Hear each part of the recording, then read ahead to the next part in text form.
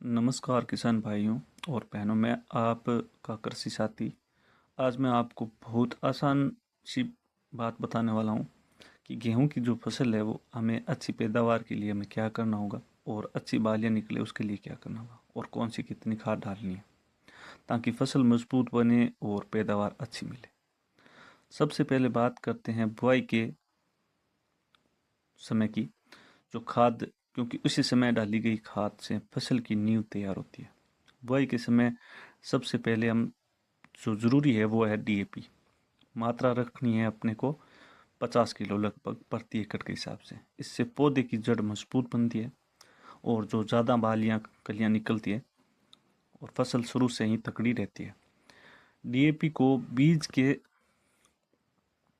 साथ में भी दे सकते हैं या फिर पहले भी डाल सकते हैं। इसके साथ में पोटास भी देना बहुत ज़रूरी होता है। तो पोटास लगभग 30 से 40 किलो प्रति एकड़ से डाल सकते हैं। इससे होता क्या है, इससे पौधे को ताकत मिलती है। फसल ठंड, पाला और सूखा अच्छे से सहन कर पाती है। ये पोटास का कारण है। ये पोषक तत्व तो पूरे पौधे तक पहुंचते हैं और पोटास का ज़्यादातर हिस्सा बुआई के समय ही देना अच्छा रहता है। अब बात करते हैं सल्फर की। तो बुआई के समय बेटोनाइट सल्फर करीब 10 से 15 किलो प्रति एकड़ से भी डाल सकते हैं। और सल्फर से पत्तियां क्या होती है, हरी रहती है और दाने अच्छे भर जाते हैं और यूरिया का असर भी बढ़ जाता है। ये खाद धीरे धीरे घुलती है, इसलिए इसे ज़्यादा फायदेमंद हो सकता है ये। अब बात करते हैं हम जिंक की। जिंक की बात बहुत ध्यान से सुननी है। बुआई के समय सिर्फ चेलेटेड जिंक या जिंक ऑक्साइड ही डाल सकते हैं। लगभग 1 से 2 किलो प्रति एकड़ के हिसाब से डाल सकते हैं और ये पौधे की बढ़वार के लिए बहुत ज़रूरी है। अब ध्यान रखने वाली जो बातें हैं वो है 21 या 33% जिंक सल्फेट को कभी भी टीएपी या किसी भी फास्फोरस वाली खाद के साथ नहीं मिलाना है, और नहीं तो जिंक बेकार हो जाती है। अब जब फसल 21 से 30 दिन की हो जाए और पहली सिंचाई का समय आ जाए तब यूरिया डालना बहुत ज़रूरी होता है। इस समय करीब 40 से 50 किलो यूरिया हम डाल सकते हैं प्रति एकड़ के हिसाब से। अब यूरिया से पौधा क्या होगा, हरा भरा हो जाता है और कल्ले तेज़ी से निकलते हैं और इसकी बढ़वार भी तेज़ी से होने लगती है। यूरिया खेत में छिड़कने के बाद तुरंत सिंचाई जरूर करनी है हमें, और इसी समय जिंक सल्फेट भी देना बहुत फायदेमंद होता है। अगर 33% जिंक सल्फेट है तो करीब 7 किलो हमें डालनी, और अगर 21% वाली है तो करीब 10 किलो डाल सकते हैं। 10 से 12 किलो भी डाल सकते हैं। इसे यूरिया के साथ मिलाकर छिड़क दें तो मतलब फ़ायदेमंद होगा, और फिर पानी लगा दे। इससे पत्तियों का पीलापन भी दूर हो जाता है और कले मजबूत बनते हैं। यहाँ भी याद रखने वाली बात यह है कि जिंक सल्फेट को डीएपी के साथ मिलाना नहीं है। अगर आपने बुआई के समय सल्फर नहीं डाला था तो पहली सिंचाई के समय 5 से 10 किलो सल्फर यूरिया के साथ मिलाकर दे सकते हैं।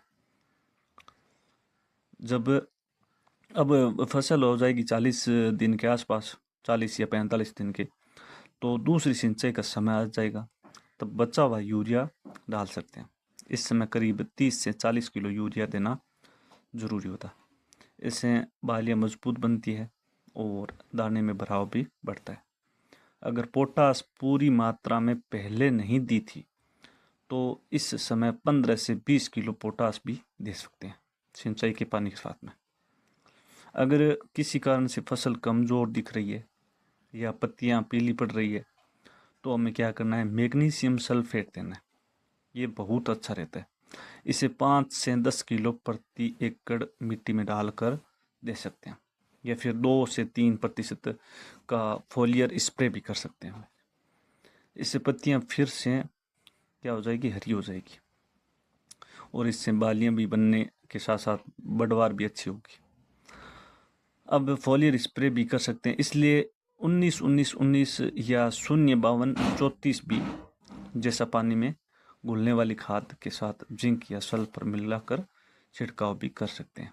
इससे बढ़वार भी अच्छी होगी और जो बीज है वो भी अच्छा पकेगा। इससे पौधे में तुरंत पोषण मिलता है। अब कुछ ज़रूरी बातें ये है कि सावधानी हमें क्या करनी है। तो जिंक सल्फेट को कभी DAP और या SSP या किसी भी फास्फोरस वाली खाद के साथ मिलाना नहीं है। यूरिया के साथ जिंक, सल्फर और मैग्नीशियम अच्छे से मिल जाते हैं।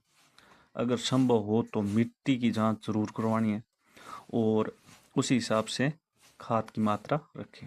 सही समय पर सही खाद देने से 20 से 30% तक पैदावार बढ़ाई जा सकती है। तो अगर संभव हो तो देसी खाद देना भी ज़रूरी समझे। अगर आप इस तरीके से गेहूं की फसल में खाद डालेंगे तो फसल मजबूत होगी, दाने भारी होंगे और आपकी कमाई भी बढ़ेगी। वीडियो अच्छा लगे तो लाइक ज़रूर करें और दोस्तों के साथ शेयर करें और चैनल को सब्सक्राइब करें। और कोई भी सवाल हो तो कमेंट में ज़रूर पूछिए। धन्यवाद।